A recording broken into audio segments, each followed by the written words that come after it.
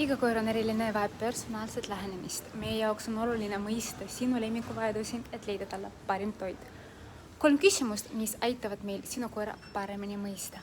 Esimene ja kõige tähtsam küsimus on, kui vana on sinu koer, sest näiteks kutsikal, täiskasvanud koeral ja seenioril on täiesti erinevad toitumisvajadused. Teine küsimus, kui palju su koer kaalub? Kaal aitab meil määrata õigepäevase toidukoguse ja vältida üle- või alatoitumist. Pane tähele, et iga pakendi ja purgi peal on spikker sulle selline toitumistabel. Ja viimane, aga mitte vähem tähtis. Kas su koeral on mingid allergiaid või tundlikkusi? Sest meie valikus on palju erinevaid toite, mis sobivad just tundlikele koertele.